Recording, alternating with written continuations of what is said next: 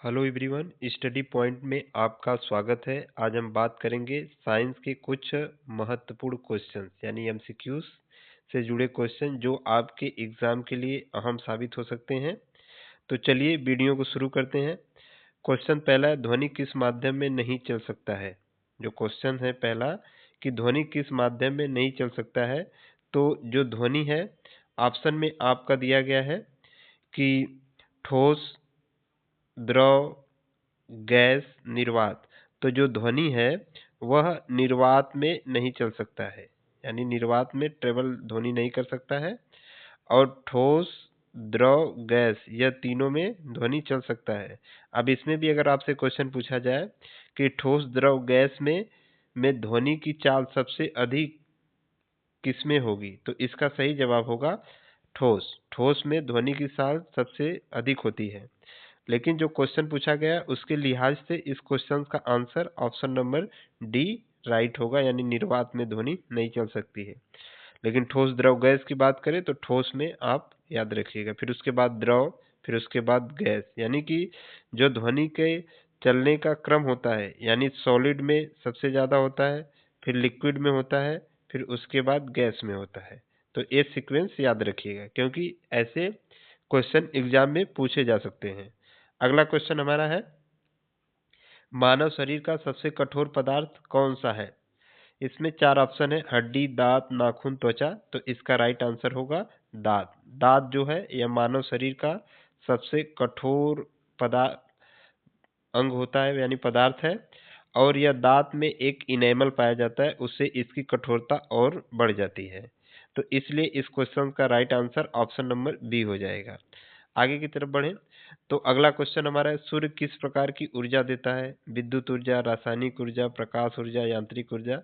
तो इसका right answer होगा प्रकाश ऊर्जा, क्योंकि सन से हमें लाइट ही मिलती है और जिसे हम लोग सनलाइट कहते हैं, तो वही प्रकाश ऊर्जा हो जाएगा। अगला, पौधे श्वसन में कौन सी गैस लेते हैं। तो जिस प्रकार हम लोग सांस लेने के लिए, श्वसन के लिए ऑक्सीजन यूज करते हैं, उसी प्रकार पौधे भी श्वसन लेने के लिए ऑक्सीजन यूज करते हैं।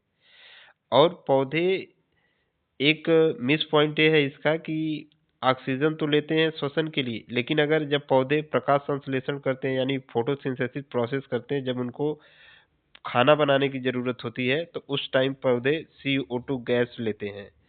तो इस पॉइंट को आप क्लियर रखिएगा, क्योंकि अगर सांस लेने की बात करें, श्वसन की बात करेगा तो वो ऑक्सीजन होगा, लेकिन अगर खाना बनाने की बात करेगा, प्रकाश संश्लेषण की बात करेगा तो वो CO2 होगा।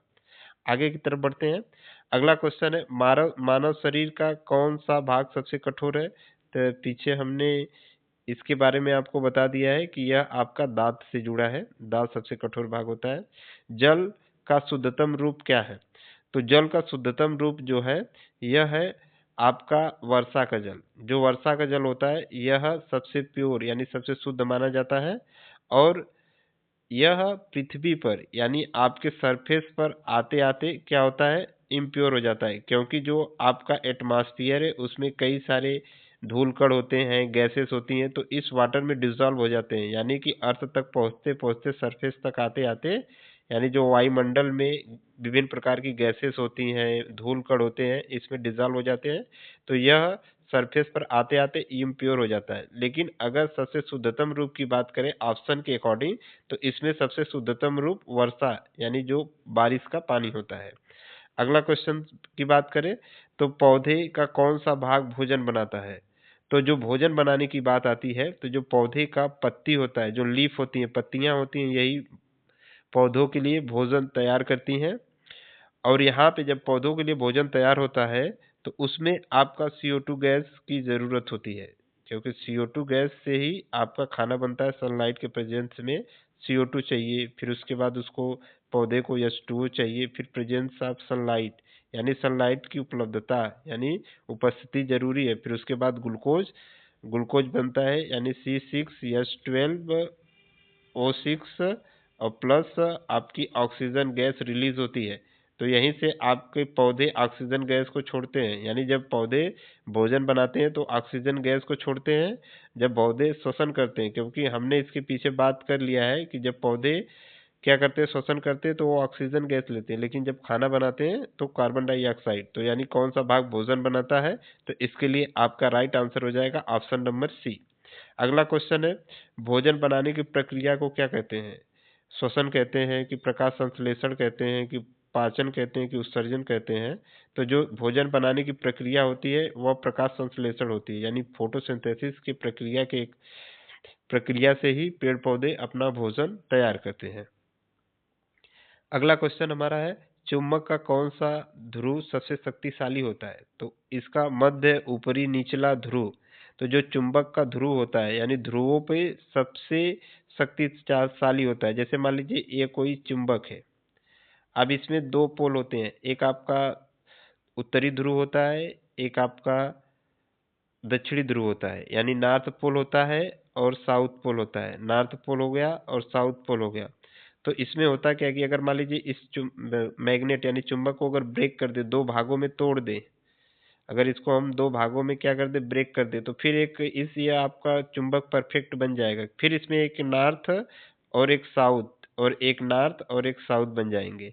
और एक पॉइंट यहाँ पे है कि जो नॉर्थ पोल होता है और जो साउथ पोल होता है, तो जो नॉर्थ पोल होता है, साउथ पोल होता है, यह एक दूसरे को प्रतिकर्षित करते हैं। सॉरी, जो नॉर्थ पोल और साउथ पोल होता है ये एक दूसरे को आकर्षित करते हैं, लेकिन जो नॉर्थ और नॉर्थ पोल होता है यानी जो सेम पोल होंगे वह एक दूसरे को रिपल्सिव करेंगे, यानी एक दूसरे को विरोध करते हैं। आकर्षित कौन करेगा? North Pole. और साउथ पोल प्रतिकर्षित कौन करेगा? नॉर्थ पोल या साउथ पोल। तो जो चुंबक होता है अगर उसको आप कितने भी भागों, छोटे छोटे भागों में ब्रेक कर दोगे तो भी आपका एक परफेक्ट चुंबक बनेगा, क्योंकि सब में क्या होते हैं कि नॉर्थ पोल और साउथ पोल फिर से क्रिएट हो जाएगा। अगला क्वेश्चन हमारा है, जीवों को कितने वर्गों में बांटा गया है? तो जीवों को दो वर्गों में बांटा गया है, एक आपके पेड़ पौधे हो गए, दूसरा आपके जीव जंतु हो गए। तो जीवों को कितने वर्गों में बांटा गया है? दो वर्गों में बांटा गया है। तो आज के लिए इस वीडियो में बस इतना ही। धन्यवाद।